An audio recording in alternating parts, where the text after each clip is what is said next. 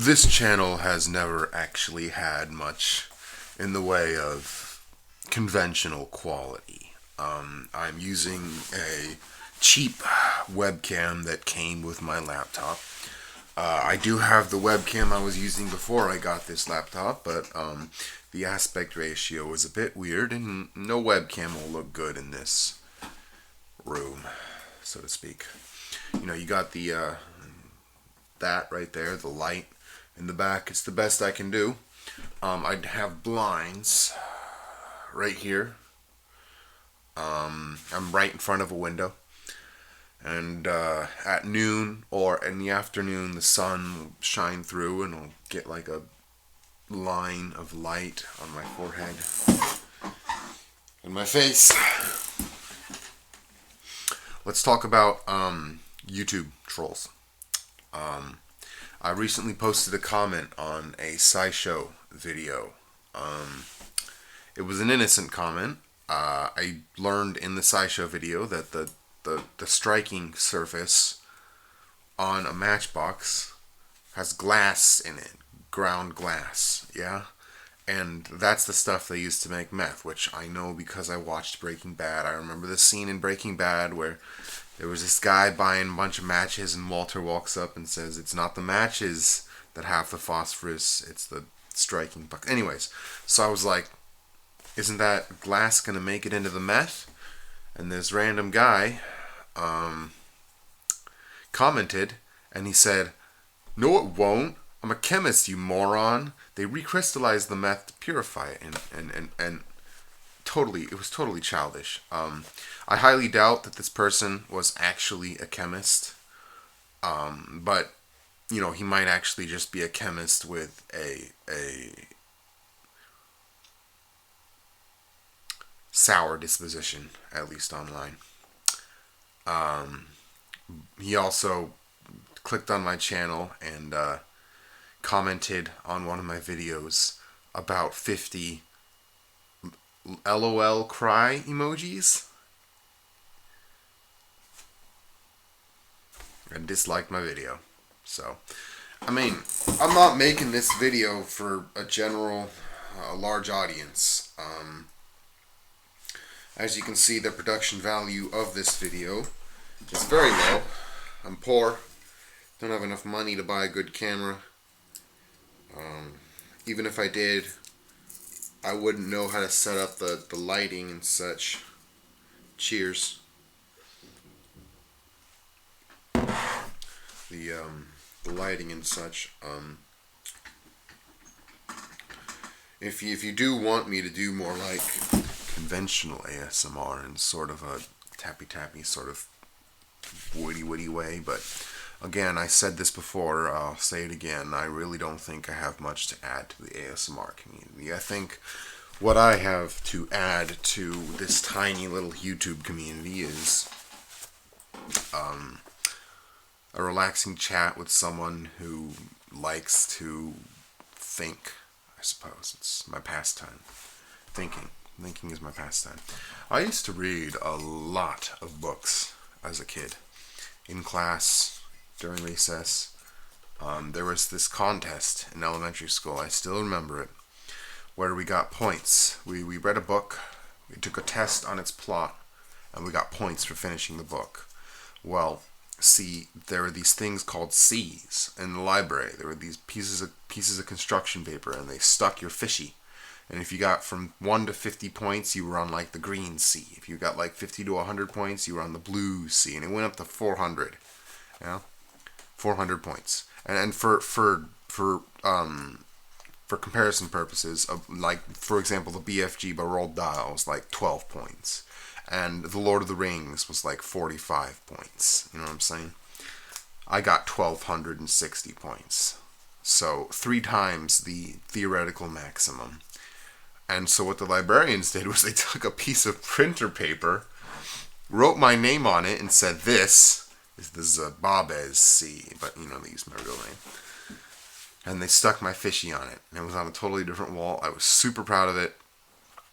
And thinking back on it, if I hadn't done, for the last For the second half of my 6th grade year, I spent every single recess inside the library reading. I spent like 20, 70, I don't know, a large portion of my class time reading. So it was plausible that I was able to achieve. And I was also reading unabridged Charles Dickens. I read Oliver Twist unabridged, and if you've ever read Charles Dickens, you know that he's not entirely a author that is aimed at elementary school students. My mom actually bought me a book on astrophysics when I was in, what, 6th, 5th grade. I remember reading the book, yeah, and I learned about solar sailing. Solar sailing, if you don't know what that is, look it up. Basically, a photon has momentum, and if you have a big enough piece of tinfoil stretched out over a large enough area, the photons hitting the foil will actually produce thrust. Solar sailing. And I told this to my seatmate, the person who was sitting across from me. He was pretty intelligent. He wasn't dumb. I told him that, hey, did you know you can sail on the solar wind? And he was like, what? He didn't even understand what I was talking about. Although I'm pretty sure I didn't understand what I was talking about either. I was just like, cool, solar sails.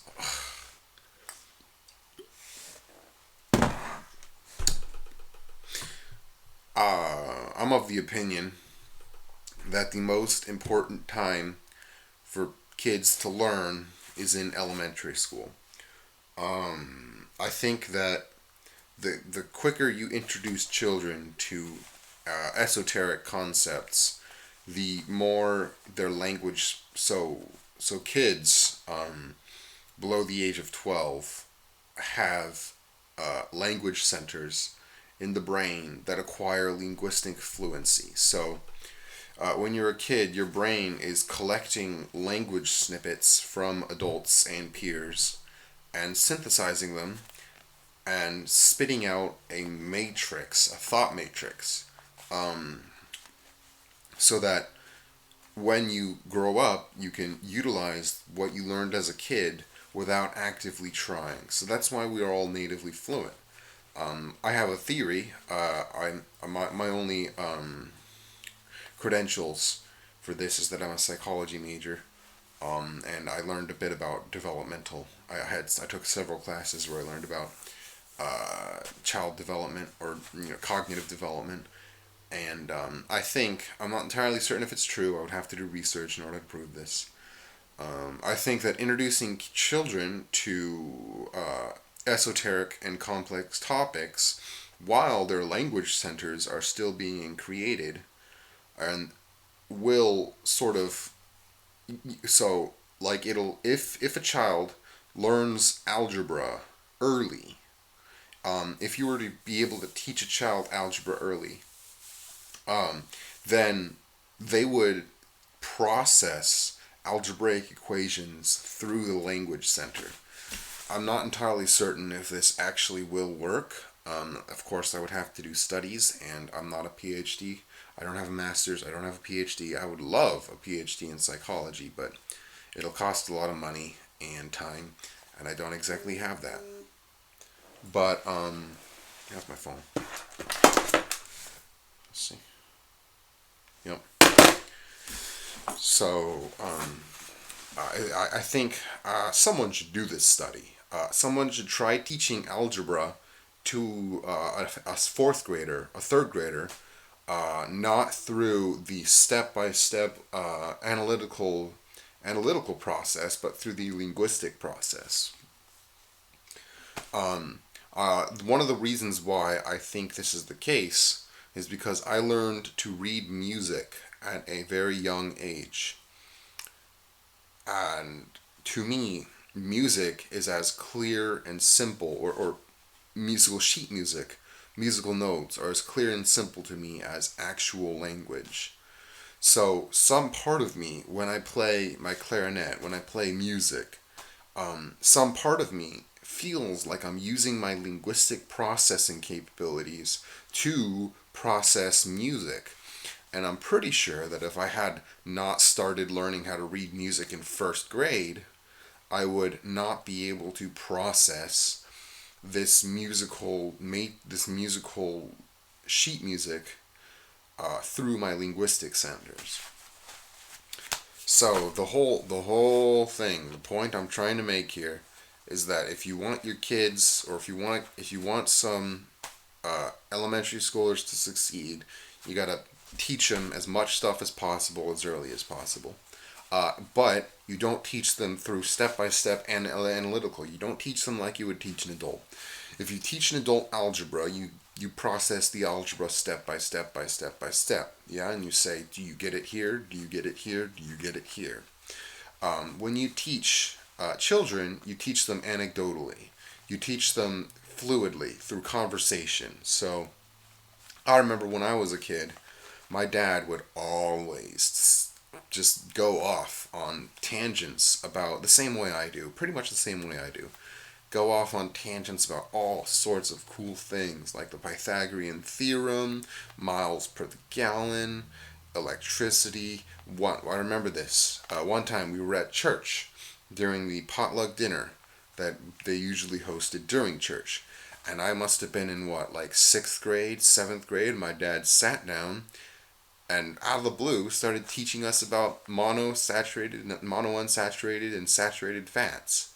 And he's a Harvard educated doctor. So, and like he's smart. He's not exactly the best personality, but he is very intelligent. And he drew out the totally spontaneously. This wasn't part of a classroom. I wasn't homeschooled. He took a couple of pieces of paper and just started drawing these diagrams of carbon hydrogen diagrams. I was in 7th grade. I learned in one of my psychology classes that the performance of high schoolers, or people's performance in school, their academic capabilities, are dependent on the richness of their environment while growing up. So the richer a child's environment is when they grow up, the more stimulus they have, the more training they have, the more people talk to them, the better they perform on standardized testing as they get older. So I had a very enriched childhood because both my parents went to Harvard, and both of them had this habit of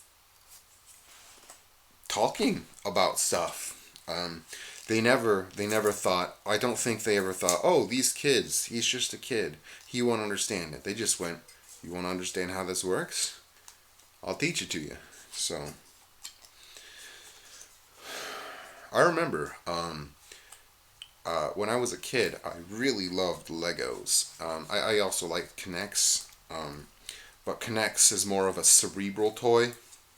If you don't know what K'NEX are, look it up. Apostrophe NEX. Look it up. Kind of hard to explain if you've never seen it before. They call those the engineer's Legos, and I played with those too. But when I was a kid, I loved Legos. I had a huge Lego collection. At first, my Lego collection was a bit hodgepodge. I had Legos from a whole bunch of different sets, minifigures from Indiana Jones and Mars Mission, and eventually I traded them all my Legos, for Castle Legos. At one point, I had 35 Orc minifigures and 40 Soldier minifigures and 10 dwarves, and I would host these huge battles. Yeah, I would set up these battles. It would take me an hour to set it up, and then I would have the battle, and it would take 10 minutes, and everything would get destroyed, and everyone would fall apart. It was really fun. I think the best part of playing with Legos is setting up the battle beforehand. The actual battle is, it's fun, but setting up the battle beforehand. When I was in elementary school, me and my brothers used to play an RPG, a Lego RPG that I came up on my own. now I was in 6th grade at this point, maybe 7th grade. I think sixth, maybe in 5th grade. And I played a video game called Star Wars Knights of the Old Republic. And in the menu, hidden in the menus, you realize that KOTOR, Star Wars Knights of the Old Republic, runs on D&D logic. So if you take like for example, one of the lightsabers in the menu, if you hover over it, it says 1d8 damage. It tells you the dice, the damage dice that Star Wars Knights of the Old Republic. If you hover over a weapon, it says this weapon deals 1d8 of damage.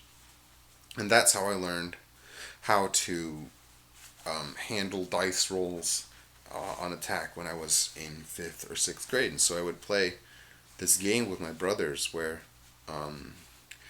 it was essentially just an RPG, a tabletop RPG. I didn't know it at the time. I didn't even know Dungeons and Dragons existed.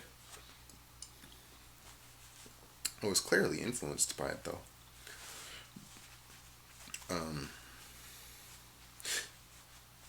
One of the most, I used to have a guinea pig named Mr. Bumbles.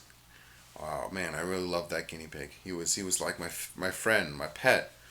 Whenever I read at home, I would just keep it in my lap and read the book. And like half of the books at our old house had little bite marks in them because while I would read, while I was reading the book, I would let Mr. Bumbles chew on the edges of the book. He would like on the pages, and so a good portion of the books, of the old books from my old house, this was back when I was in like 5th grade, have guinea pig bite marks on them, and I would have a little towel so that if he pooped or peed, it would go into the towel and not my lap. I don't know. And then one day he died, tragically. I think he probably died of like diabetes or something. Man, he was fat. I was very devastated, but we got a new one. We adopted a new guinea pig, and we called him Bumbles Jr. Now, I was way too young to understand what BJ connotated, but we called him BJ. I'm not going to explain to anyone who doesn't understand what BJ might connotate, but Bumbles Jr., okay? Not the other BJ. Bumbles Jr. He had a very different disposition from Mr. Bumbles. Mr. Bumbles was very calm, very quiet, very, docile, but BJ liked to bite. Bumbles Jr. Bumbles Jr. liked to bite. Me, not books. Me. And you couldn't really hold him in your lap while you read a book. He would bite you. We also had this hamster. We named him Dr. Evil. That was his real name because he would bite anyone who touched him. He would totally bite anyone who touched him. We also had another hamster at a different point called Moses. He was really nice, but one day my brother squeezed him too hard and gave him a hernia, and I think he died from that. The brother who squeezed him, he was probably like 5 at the time. He didn't know any better. He was 5. We also had, interestingly enough, one day we discovered a parrot in our garage. It was a very colorful parrot. It was in our garage. My stepdad caught it, put it in a cage, and we had it for the next couple of years. I also had rabbits. We had rabbits at one point. Two sets of rabbits. One set of rabbits we would let loose in our apartment. Back when we lived in an apartment, we would let the rabbits loose, and they chewed up the carpet. So my mother had to forfeit her safety deposit because we let the rabbits loose, and they would chew up the carpet. I don't know, because the carpet was probably made of polyester. So, maybe that's why they died. Most carpets are made out of polyester, not wool or something like that. I mean, you wouldn't want an organic carpet. Organic fibers get dirty easier than polyester.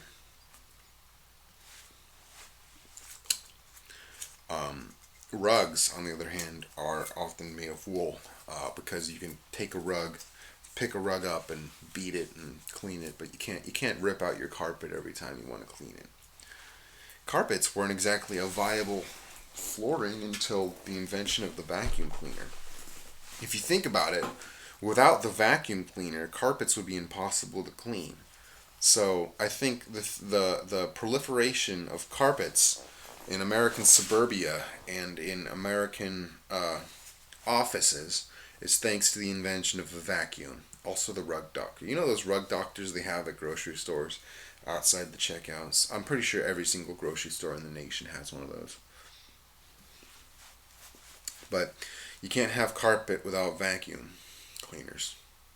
Anyways, that's enough for today. I hope you enjoyed it. Um, Stay safe. Be nice to internet trolls. It'll put them off balance. And don't get too heated in any internet arguments. Adios.